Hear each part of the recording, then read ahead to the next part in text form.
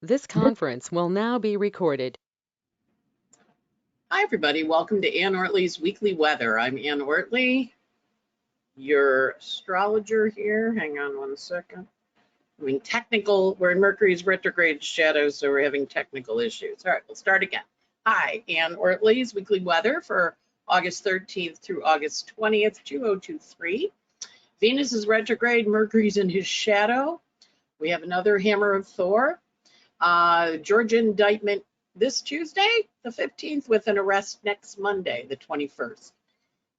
This week, the indictment the hammer of Thor that was so big was Hawaii, the fires in Hawaii. So when we get to the politics section at the end, I'll show you the state of Hawaii's chart and how that hammer of Thor whacked it. And also on indictment day, it was a Mercury Athena aspect, and the New York Times published the John Eastman letter justifying, or the Cheeseboro letter, I guess, justifying the coup, the behavior. And he apparently worked for Lawrence Tribe and, quoted a Lawrence Tribe, who's the president or the dean at Harvard Law School, who had weighed in on the 2000 election in Florida. So he copied and pasted from that. So at any rate, it was indictment information, not another set of indictments, but the Hawaii chart, which when we get to Hawaii and we look at the incorporation of the state when it became a state and how that hammer of Thor hit in Hawaii, part of this is astrology in action. So interesting week ahead. We're not out of the wild ride yet, so hang on tight. Should be fun. All right, we have the list of dates. So remember, our nodes have shifted. That's why everything's feeling like it's taking off, and why lots of people are literally taking off, leaving, breaking up, leaving Earth, quitting jobs, moving, changing their lives entirely. All the people in Hawaii that just lost their homes, and their businesses, and their cars, and their cats and dogs, and their family members. Venus retrograde, she's in her retrograde position now. We do have a Venus star point, which is a very lovely aspect, which we'll spend some time on today. And we also are in Mercury's retrograde shadow. He goes retrograde next week on the 23rd, but this week he's slowing down, moving slow. So first up is the Sun-Venus conjunction that we had bright and early Sunday morning, which we talked about last week, but we're going to cover again this week. So you can see the Sun-Venus conjunction is at 20 degrees of Leo, and it starts a new 8-year cycle around our creativity, our loves, our passions, and our direction in life. So over the next couple of days, especially because there's a new moon this week on Wednesday, which is right near this and incorporates the sun, Venus, and moon are all together, which we'll look at that chart a little bit later. The energy is very much a forward motion, full steam ahead. This particular Sun-Venus conjunction is lovely, initiating this new 8-year chapter for all of us. I often tell the story of my assistant Rachel back in 19, which was the halfway mark of the cycle that began in 15. I said to both of my assistants, what were you guys doing back in August of 15? And Rachel said, well, it was my birthday, and happy birthday, Rachel. And I decided I was going to focus on finding a nice guy because I want to get married and I want to have kids. And off she was going to change kind of, the bad guys. They're not the bad guys, the fun guys. But anyway, she found a lovely Virgo, Spencer, a lovely man with a lot of Virgo. I don't remember if he's quite Virgo, but lovely, lovely Spencer, who actually is a rock and roll guy too, and Rachel is also, and they were getting married in 3 months, and they now have a beautiful daughter, Sheena. And my assistant Rose was working in a bad play in Baltimore, and decided she could write a better one. And so then in August of 19, the play was being considered for off-Broadway production. And it did get produced off-Broadway. It took a little while with the COVID, but it got done. And now she's got another play that she's working on in workshopping. So this new cycle is beginning. And we'll look at the dates earlier so you can think about them, what happened in your life when those were going on.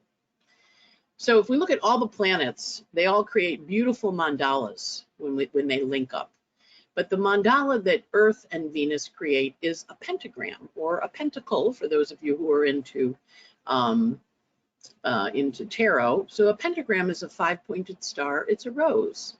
It's Eros and rose are the same. And if you cut apples in half or you look around Earth, there are pentacles everywhere and pentagrams everywhere you look. These little beautiful energies. And I remember as a kid drawing pentacles, not quite knowing what they were, but just drawing these little stars with circles in them. And that's the Sun-Venus energy. I would, you doodle in your notebook, right? The degree of the aspect is intoxicated domestic birds flying around in dizzying attempts. So it's also a little bit of a wild and crazy conjunction that we're having, where you might feel like an intoxicated domestic bird. So we have two kinds of conjunctions that the Sun and Venus make. One is called the superior conjunction, which is when Venus is on the far side of the Sun, meaning Earth, Sun, Venus. The other one is called an inferior conjunction. Now, I don't really like the word inferior. I like to call it interior. And that one is when it's Earth, Venus, and the Sun. So it's when Venus is nestled between the Sun and Earth. And so they're all kind of in this little snuggly bunk, and if you've ever snuggled with someone in bed and talked about your dreams, or you've laid there and kind of, you lay there holding hands and you talk about your future, kind of gazing at the clouds, or you're laying on a beach looking at the heavens. And so there's a snuggle energy that goes on with this. And it's about when you whisper your heart's desire. So that's the energy of this week. That new moon, that new Sun-Venus conjunction starting a new 8-year cycle, and then the new moon right behind it in 3 days, right next to it. So the energy is very, very potent. Now, what happens when it is a Sun-Venus inferior or interior conjunction is Venus is turning into a morning star. She'll be a morning star for 9.5 months until next June. And a morning star is very yang energy. It's got a warrior energy to it. It's Aphrodite pandemonious. It's got a daytime energy, moves slower. It's the ruler of Taurus. So it's also about primal, raw sensuality.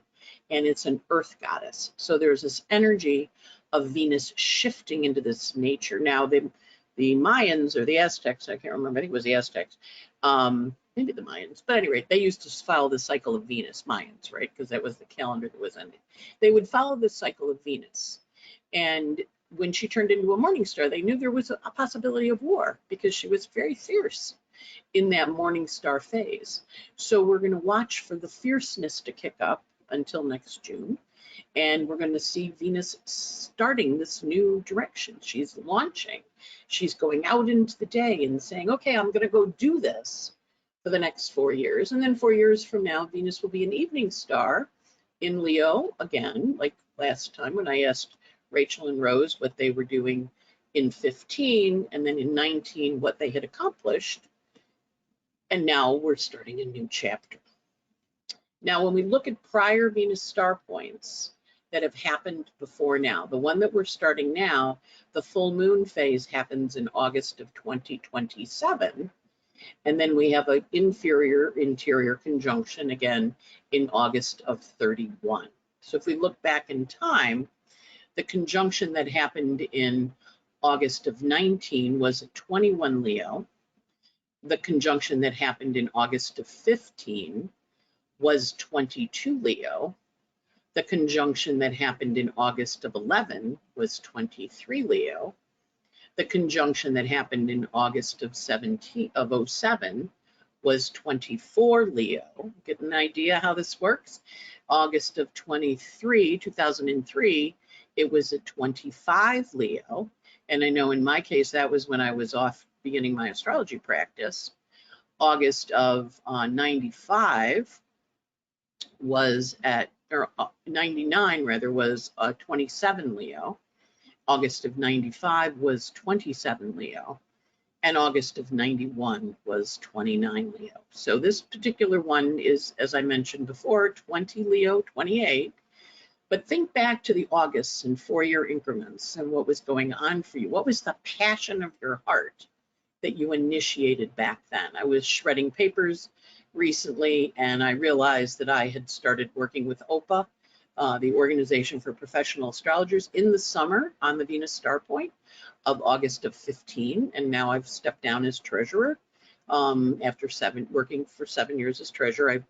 I taught for them, and so I know there's a shift and a change, and I hadn't realized it was under a Venus star point, but that totally makes sense because it was wonderful astrologers that I had a really magnificent time hanging out with.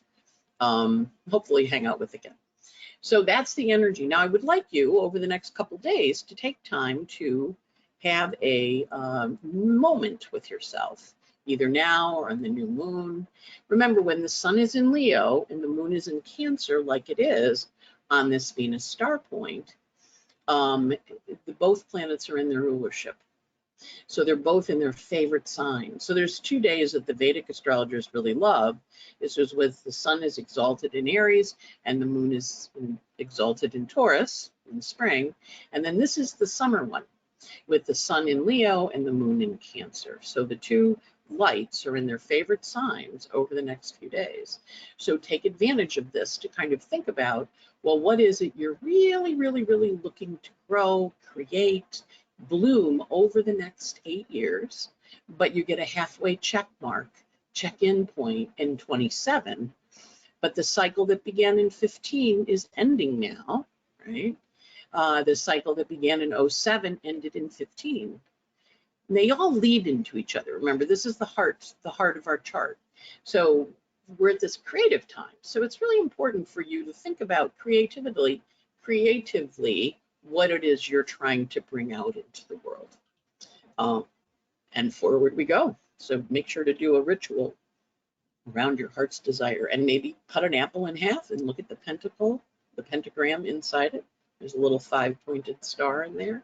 Gather some morning glories or some roses, and look at how much the 5-flowered image is all over us. It's the heart of the solar system because Venus is our sister planet. Next up, Juno had a little fight with Pluto this weekend, and she is the planet of partnership, and she is on the road again. She's in Leo. She's got her feeling about what she wants to do, and she enters Leo on Tuesday around 3:30 in the afternoon, and she's very clear.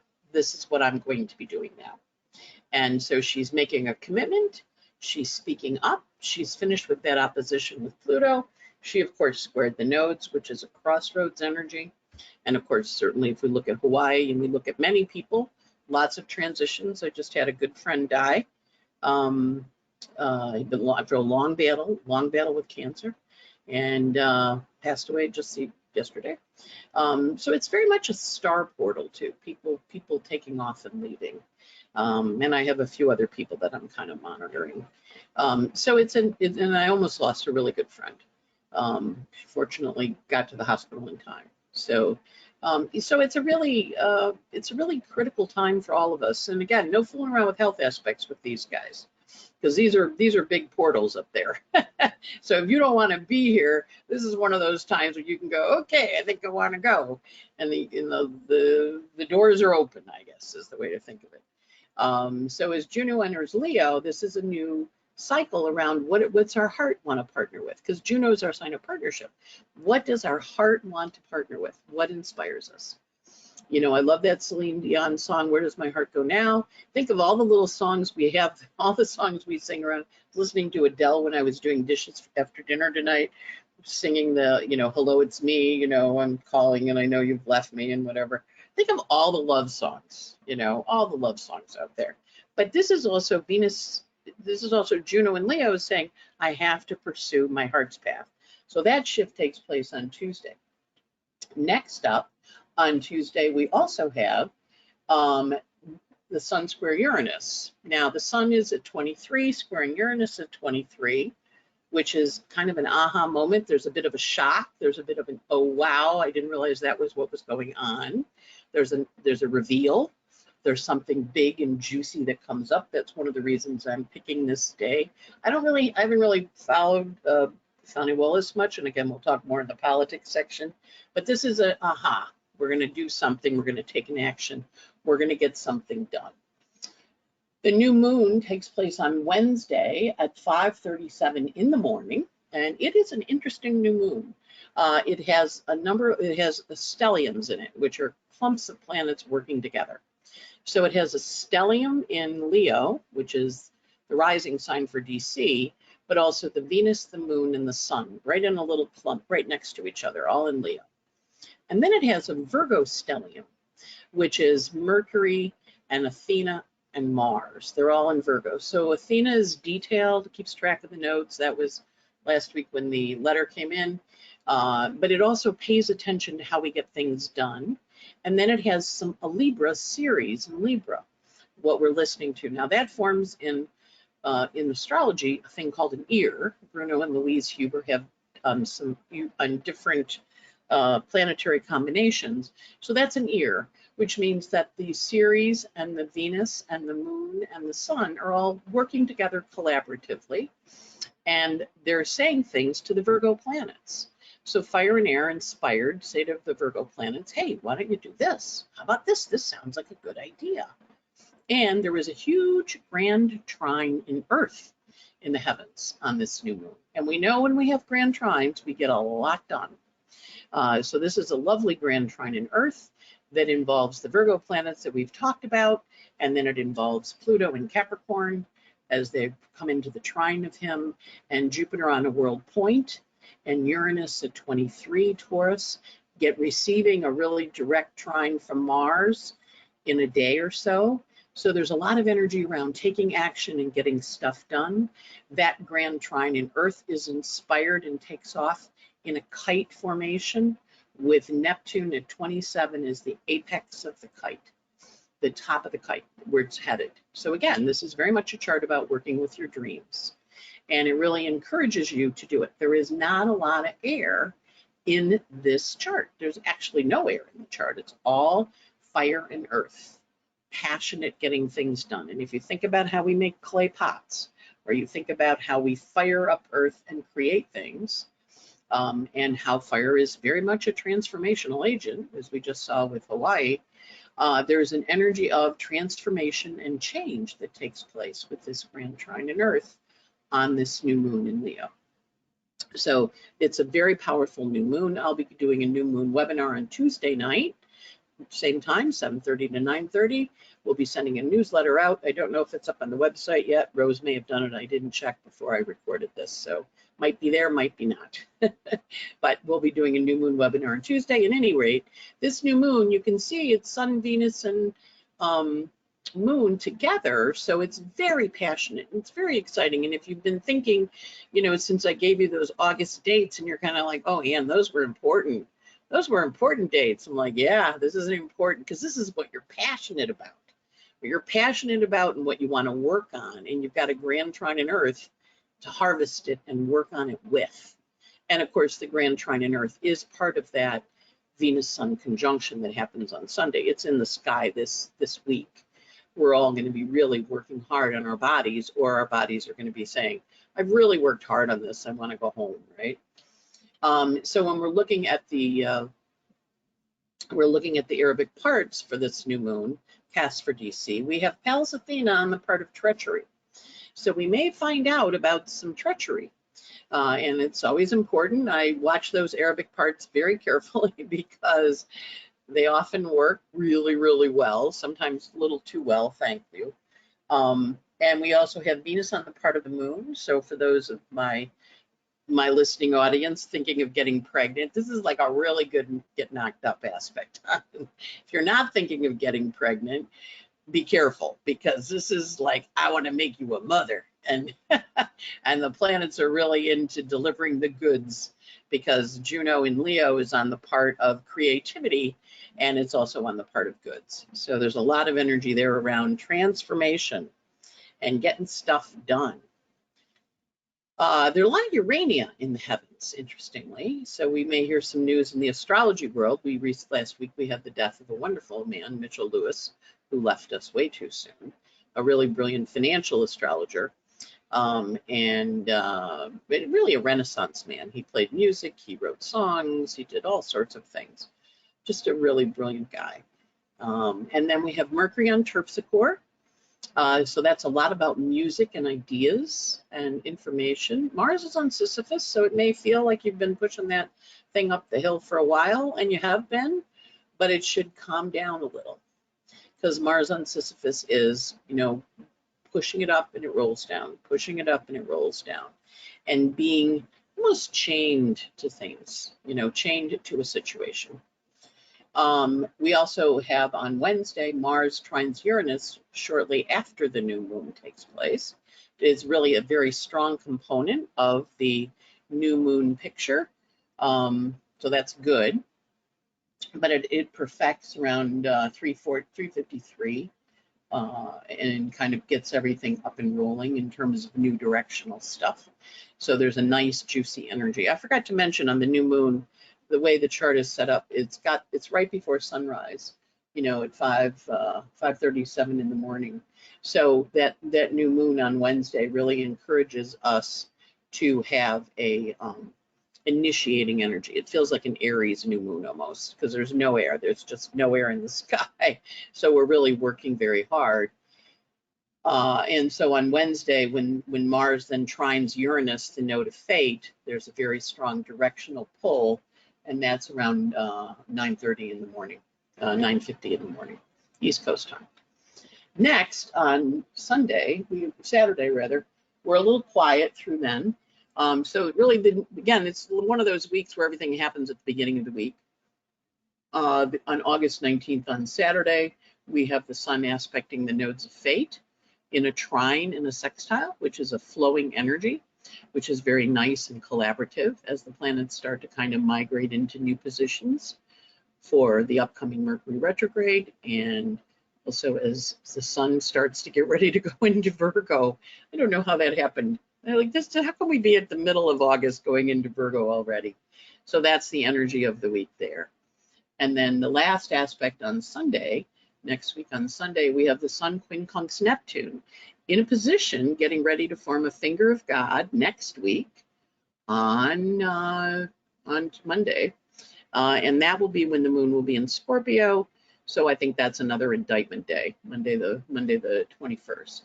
But the energy of that sun quincunx Neptune is unusual choices, ways to, figure out, how am I going to do this? How am I going to work this? What's the process? But it's also the sun forming into another finger of God. Remember, we had the Venus one earlier in the month, and we'll have the Venus one again October 1st, 2nd, 3rd. So we've got this, the sun form. We had the Venus one was powerful, but the sun forming one is very powerful too. So it's a very nice energy for that kind of stuff. And then kind of a forward motion. As I mentioned, there's a new moon webinar on the 15th, Tuesday. You can sign up on my website. And we will now look at the other aspects. Hang on one second. Let me get my stuff up here. Okay, take my glasses off because I can't read with the glasses anymore when it's too close. Like, this old age stuff sucks. I'm happy for the alternative, though. I'm happy not to be in the alternative. Just every now and then I'm like, really have to take my glasses off to read? Yes. I can read the computer with them. I have to read the papers without them. All good. Okay, so the sun this week is going from 20 Leo to 27 Leo. As I mentioned, it has the square to Uranus, which is very exciting news. That happens on August 15th. And then it has a trine to Eris, the goddess of discord. That's just never easy, but I didn't want to look at that chart. I was just like, no. Most important is the Venus star point and the new moon this week. That both happens at the beginning of the week. And then the sun trines Uranus, saying, the nodes rather, on the 19th, saying, okay, put this in practice. Mercury this week goes from 19 Virgo to 20 Virgo.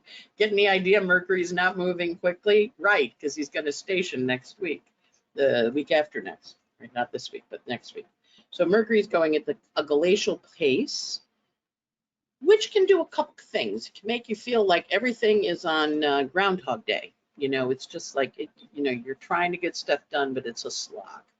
or you have to do it a couple times, or you go to do it and then you're like, oh, this isn't really working, and then you do it again, right? Because it's that kind of energy. Mercury also has a revelation because he has contraparallels to Neptune and to Ceres and to Eris. And so in all cases, he gets a little burn on with stuff. And so Mercury is feeling pretty feisty this week. He also is not in the mood because he's in Virgo. Virgo tends to be a truth teller, whether you like it or not. Critical, sometimes people say. Virgo would say, looking to help you improve. So we want to watch that energy as Mercury goes across those points. And he's moving very slowly. He's, 1 degree in 7 days. There's sometimes he goes, 20 degrees in a week, right? He can really fly 3 degrees a day, almost 3 degrees a day. So he's really slow because he's getting ready to stop. We also have the Venus this week going from 20 Leo to 17 Leo. Remember, she's going retrograde. And she has a trine to Chiron. She does have a big health aspect on the 14th, so you want to watch for health news that day because Venus is quindicili the Saturn.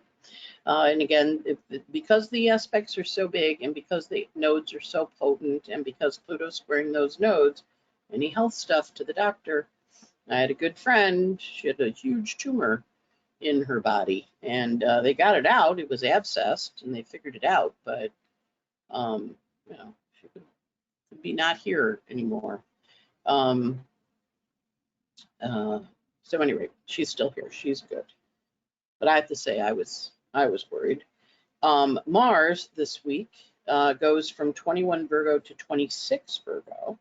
And Mars has that trine to Uranus. Now that happens once every 2 years. This is not a common thing. Trines tend to be good. However, Mars is a malefic, but he also is working with Mercury and Pallas Athena.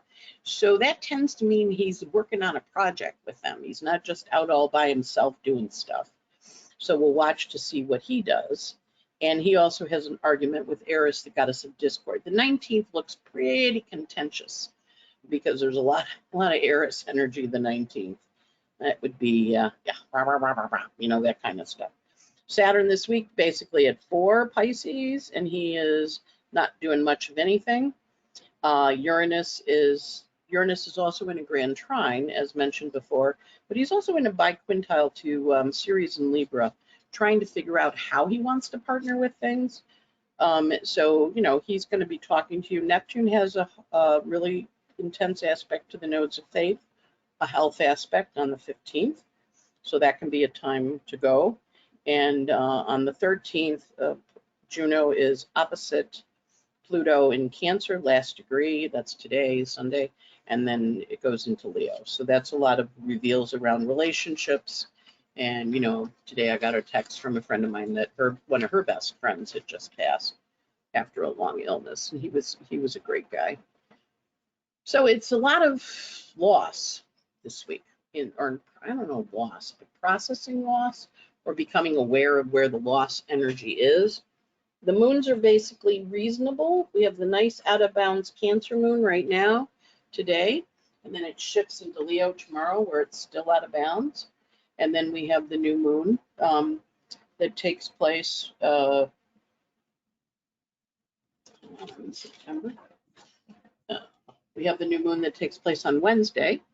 So the moon is in Cancer, goes void at 3:46 in the morning, Monday morning, bright and early in the morning, Sunday night, I guess. And it goes opposite Pluto. And then it goes into Leo, bright and early Monday morning at 6:36. It's in Leo on the 14th, the 15th, and it goes void at 5:38 in the morning on the 16th with the new moon. It goes void on the new moon. Moon conjuncts the sun, and then kind of a new beginning, new energy. And then it's into Virgo later. That's void all day on Wednesday. Interesting. So it's void all day Wednesday. After that, new moon entering Virgo at 7:14 at night on Wednesday night. It's in Virgo on Thursday. It's in Virgo on Friday. It's in Virgo on Saturday. Going void at 4:51 with the trine to Pluto. It'll be void trine to Pluto, and then it goes into Libra at 7:53 a.m. on Saturday the 19th. It'll be in Libra 19th, 20th, 21st through 4:31, where the moon in Libra goes void sextile to the sun in Leo. So that's on Monday the 21st. So it's not a particularly wild day, the wild week. The hard days are Tuesday. Tuesday is definitely a wild one because it's Sun-Uranus square, it's the Mars-Uranus trine, just a lot of activity Tuesday. And then Wednesday's wild, lots of stuff going on. Thursday's quiet. Friday, cantankerous, but productive. Productive cantankerous. You know how like when you're really mad and you clean really well? Saturday, Sunday, calm. The 19th and 20th, calm. So that's the aspects for the week. And that's the scoop. So we're good. Now, for those of you who are into the politics, we're going to do a little extra politics at the back end here, particularly Hawaii's chart. Okay, so part of I guess my Venus star point, because I'm thinking, I came up with this idea last week, and I'm like, oh, I wonder if this is what I'm going to be doing for the next 8 years. All right, astrology and political, maybe like the intersection of politics in the world, or astrology in the world, because it's not just going to be political analysis. It's going to be like what's going on in the world, right? So there was a fire in Hawaii last week, which was that hammer of Thor, plus the Eastman plot letter was published, or the Cheeseboro plot letter was published. But anyway, the plot that was written, that letter got published. Also, Sam Bankman, remember there was a little hammer of Thor at the end of the week in Libra? That was Sam Bankman-Fried going to jail, the founder of FTX, the Bitcoin company that went out of business. So we're going to look at their charts today and see how they show us the astrology. So here is the chart for Hawaii, born on August 1, 1959. Now that's when it became a state. Hawaii has a wild history in terms of its background and its story and its, acquired. And of course, notice that's 59. August 21st, 1959. That was after Pearl Harbor. It was kind of an occupied area, kind of like Midway and Guam and all those places over there, kind of where we built stuff, but we didn't actually get to live there. So it was declared to be a state on August 21st. So this is the chart for Hawaii. I just did a noon chart because I didn't see anything in the stuff I was reading online for a time, but I did noon because it would be there. And then I also did Daniel Inouye got elected as a representative, which he served Hawaii for 50 years. So when we look here, we can see this is the chart for Hawaii, and it kind of describes it. Has a lot of Virgo planets, which is a military base, a lot of military energy. Of course, Pearl Harbor was there, and we see the Sun-Uranus energy at the top of the chart. On the solar chart, solar charts are very good. If you don't know a birth time, this is going to be how the public, how the world sees Hawaii. So it's it's Sun-Uranus. It's like creative, it's beautiful, it's this little island. Uranus, it's made from volcanoes, fire and rocks in the water. And it doesn't, it doesn't have any air. Hawaii doesn't have any air. So they have a language that's very lyrical. When people talk to you, they have all these different phrases that they use that are very lyrical energies. Scorpio rising. It did have a lot of bad behavior on it, from people taking over the kingdom and throwing over the king, colonial people wanting to build sugar canes on it, oil, plantation, all the pineapple you eat, all that stuff. So it did have a kind of a Scorpio past. So I'm kind of like in that series Jupiter, like we can make a lot of money on owning this. And we see it was born with the moon in Aries, and it had been proposed a few times. It was number 50 into the United States. 49 was Alaska. And so when it was voted in, it was good. And it also has Saturn on a world point here, trining the Pluto Sun, Pluto Saturn. And so that Pluto-Saturn energy is very, very powerful. So, you know, it doesn't have a lot of land. The land it has is pretty expensive, but it also has a lot of military people living there with the Mars, Virgo, Venus. Virgo is the sign of service people. And of course, Pearl Harbor was there. And, you know, if you go to Honolulu and you go and visit the Museum of the Arizona, where, you know, the ship is still down there, underground leaking oil. It's kind of a weird experience, frankly, but very, very moving, but very weird. I got enough stuff in my chart that I go, a lot of ghosts around here. But anyway, this is the chart for Hawaii, and that kind of describes it. I mean, it's kind of a universal place. Everybody knows it. It's in the middle of the Pacific. You basically have to fly as long from, I remember the first time I went there, you had to fly as long as from California to Hawaii as you did from New York to California. And I remember thinking, I'm not getting to Hawaii a whole lot because it's kind of far. But we do see this energy here of this chart. Now, the hammer of Thor that we had last week that we were watching on Tuesday was this one, which I was thinking was an indictment because of the Mercury Athena up here, right? And that energy of papers, another indictment, bop, bop, bop, bop. But it also is communication.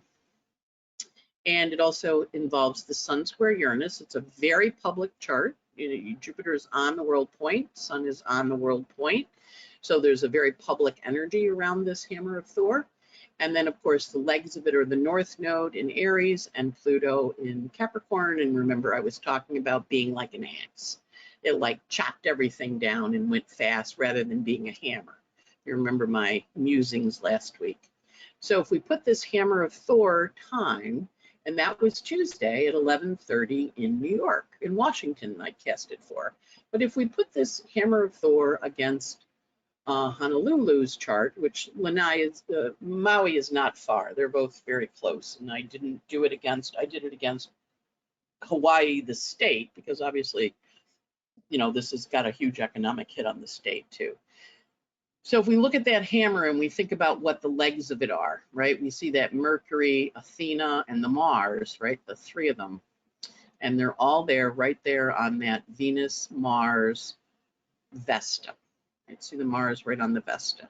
So that is very much the energy of the attack on the land. Virgo, right? Virgo is housing, the business community, the people, the workers. So all the people that don't really have an easy time finding housing or used to work in the town providing tourist services, they all just got burned out of their houses. We see here the Venus and the Sun at the top of the chart, you know, right before the star point, but we see the Sun on Uranus there. Everybody see that? So that Sun Uranus is sudden and unexpected. Of course, that is fire, right? And if we look here, there's no air in Hawaii's chart. So what that means is the air can be very weird there.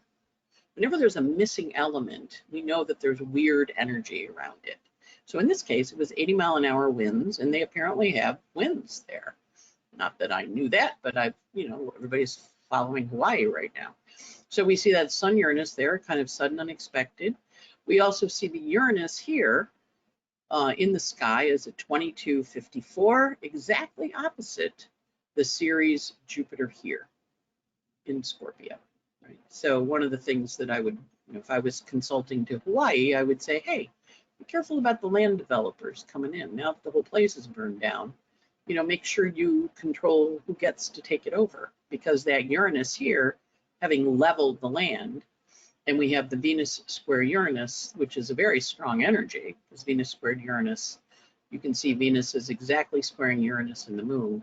I would be like, really be careful about, land grabs now that everything's burned to the ground. Again, we don't like to be cynical, and totally appreciate all these people are not really thinking about that. They're trying to find their relatives who are missing. But this is an interesting chart. We also have Jupiter on a world point, worldwide news. Everybody loves Hawaii. And we also have, it natally has a Pluto-Saturn trine, and now you see here in the sky, we have a Saturn-Pluto opposition, right? Transiting Saturn's opposite Pluto. And we also see the Pluto here in Capricorn is in a quincunx to the sun. The sun in Hawaii is 28 Leo. And so we see the Pluto-Saturn quincunx, the hammer coming in. And then it was from the hurricane further south, Neptune. So there's the hammer, the part of the hammer. And of course, the elderly that are missing, you know, a lot of older people because it came in the middle of the night, not waking up. The alarms didn't go off. Of course, it is Mercury in its retrograde shadow, and Mercury and Athena are up here. So that's certainly, you know, something that will have gotten a lot of attention in the press. And Mercury and Athena are on the Venus in Virgo. So the Venus in Virgo is going to get to the bottom of it. But also notice this chart has a Venus retrograde, right? Natally, Hawaii was incarnated on made a state on a Venus retrograde aspect. And Venus is retrograde in the sky on the sun. So we see, and I'm not even doing the progressions or the solar arcs, these are just transits to transits. And we see the hammer here, that north node taking out the whole business district, all the workers' housing, all the housing, right? And then Saturn down here, kind of, you know, people were running and jumping into the sea and being rescued, fortunately, but also that energy of, you know, you wake up in the middle of the night with no sirens and smoke. Where do you go? South node here on the Pallas Athena and the Juno. See that south node? And so that also is, notice the Pallas Athena and the Mercury up here, right, in terms of how, you know, what the legislation is. And also it's just a day or two before the Mars return. The Mars return for the state is today. Mars is now at 20 Virgo. So this is what the Hammer of Thor did. This is what a Hammer of Thor does. That's why you watch them like a hawk when you have one coming in your chart, because you're kind of like, oh, the hammer's coming for me. Okay, now what's going to happen? And I great respect for them, because they really do change things. You know, they kind of are a little shocking. Now later in the week on Friday, we had Sam Bankman-Fried, who was the Wonderkin, who was arrested on fraud charges. His bail was revoked by Judge Kaplan, who I've attended a few of Judge Kaplan's trials. I have a very fond relationship with Judge Andrew Kaplan, in the sense of he's ruled on some people for me in ways I really find very valuable. And he's been getting a lot of press this year. We should probably look at his chart, because he had the E. Jean Carroll case. He had Sam Bankman-Fried. He picked up from a judge who had it before, who stepped down on it. But anyway, Sam Bankman-Fried was a founder of FTX, and they collapsed last year, suddenly, taking billions of dollars of investors' money with them. He's been on house arrest. His parents are professors at Stanford, California. He's been on house arrest on an ankle bracelet, and he's been warned a few times to behave himself. But you notice that little Mercury and Aries there. It's a little hard for Sam to do that.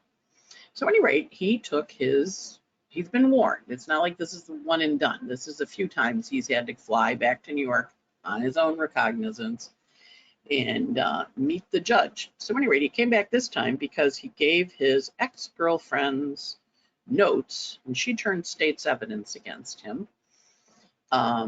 Gave her notes to the New York Times, who published an article about her.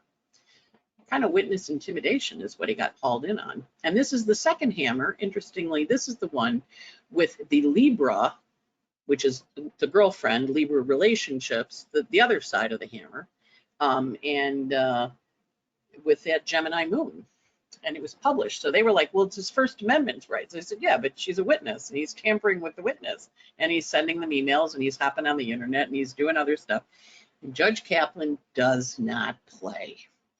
In the case that I spent most of my time in front of him with, he was a very, very, very precise, direct judge. And the one case was a bench case, in other words, where he was going to rule on it.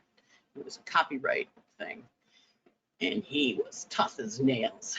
I remember sitting in the courtroom watching him interrogate the witnesses and thinking, They probably wished it was that, you know, they probably wished that their defense lawyer would stand up and say, stop, right? Or it was the plaintiff's lawyer would stand up and say, stop. But he basically told the plaintiff's lawyer to sit down and shut up. He was going to ask the questions, and he did. So at any rate, this guy is a no nonsense, no fooling around kind of guy. So he called him in and he said, you are going to jail. And the lawyer said, we're going to appeal. And he goes, great, appeal. He's still going to jail. And they took his suit coat off and put him in handcuffs and walked him off, you know, off to the jail. He's supposed to come to court in October. So this is what it looks like, what the Hammer of Thor looks like when you send your girlfriend's private docs and you give them to the New York Times, and the New York Times published them. So the reporters were like, freedom of press, freedom of press. He goes, no, witness intimidation. Sorry, not doing it. So I would just say to the papers all following Donald, be careful if he gives you anything to publish, because you could get him locked up. So anyway, this is the other Hammer that we had. So he got locked up around 3 o'clock on Friday afternoon, and I'm like, oh well, this is interesting. This is the second Hammer. There's the moon in Gemini, right? That was this time swinging the hammer and, you know, kind of activating that, activating it and getting it going and getting it, triggering it, you know, triggering the hammer that we had, but triggering it from a Gemini point of view and triggering that south node to get it to activate. And of course, the north node that, you know, it's still, the other hammer is still in place. It's not gone, but it's north nodes in the house of jail. Bye-bye, Sam, you know, into the house of jail with Eris, the goddess of discord, with the judges like, go ahead and appeal. He's still going to jail. Not going home to mom's house, mom and dad's house. We're putting him in jail. And you can see the Neptune here on his sun, moon, Juno. And so the Neptune on that moon was, you know, it's a Bitcoin thing. And, you know, I have a lot of clients who are into Bitcoin, and I totally respect people get to do what they want to do with their money. And when they say to me, are you into Bitcoin? I go, oh, I just kind of feel like it's the California gold rush. You know, a lot of people got to move to California, but not that many people got the gold.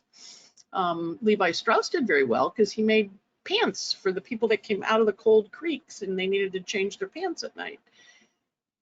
So as Sam, at any rate, he was accused of mingling funds, and there's a whole big financial fraud, which if you haven't been following, I'm not going to take time to explain. But we can see here that Hammer of Thor right there, that little Neptune right on Sam's, sharing it and publishing it. And I didn't mean to intimidate her. I'm just sharing her musings to me about her personal feelings, about how she feels about things. And, you know, if you see pictures of the girlfriend, she doesn't look like the kind of person that would want her diary published by the New York Times. Just saying. So Sam's in jail, and that's it. He's gone till October when the trial is supposed to happen. I don't think the judge is going to let him out again because he's been warned a few times, including not using VPNs and not doing this. You know, he's a clever guy. You know, went to a math school. Really, I mean, totally not saying he didn't do a good job, but this whole Sun Neptune, you know, that makes the boundaries a little bit borderless. And then we have the Mars and the Venus and the Saturn conjunction. And this is a time chart. We have a really good type A chart. California lets their birth dates sometimes be published. We see that nice little Venus, Saturn, Mars there, right? And so when the thing collapsed last fall, I was watching it because I do work in the financial markets, you know, astrologically, and I'm like, ooh, you know, ooh. And so here we see the Juno opposite the Pluto. Turn over your girlfriend's private documents. This is your girlfriend. Even though we make her here, you know, because this could be the lover part, you know, the fifth house. But yeah, not a good plan, Sam. So this is, again, astrology in action. Notice the Uranus here at 2257 opposite the Pluto. So fast it made is exactly 2255, 2257 to the minute. I mean, I don't know exactly when they had him there, but I know it was in the afternoon, and they frog marched him right into jail. He didn't even get to give mom a hug goodbye. So this is what we're going to be doing in kind of having you look at the astrology in the sky and how the transits hit. Again, we're just going to use basic transits astrology. and kind of get you tuned into paying attention to the politics above, the world events around you, because you will notice that they have a huge impact on your life in terms of how they roll and what they do, and how you can use them to help you guide yourself, and also know when it's not a good time to give your girlfriend's diary to the New York Times. Would, an astrologer would look and go, Sam, with Neptune on your moon there, you might be not really doing a good thing with those boundaries. Moon rules your third. You got the South Node there in Cancer. Like, you might think it's okay, but other people in the general world might go, not so good, Sam. And that's the Neptune on the moon. You don't really quite see. You're a little bit delusional, which is okay. I mean, nothing wrong with a good delusion. That's what happens when we pay to go see movies. We go in there, we get in that Neptune, we watch Oppenheimer, we watch Barbie, and we go, oh my God. And then we leave, Neptune's over, the screen credits come up, and we had an experience. So Neptune on the moon, an experience. And hopefully that gives you some ideas about how to work with the energy of the week and how to apply the transits to the sky. You just cast that chart, apply it, see what happens. Have a good one. Bye.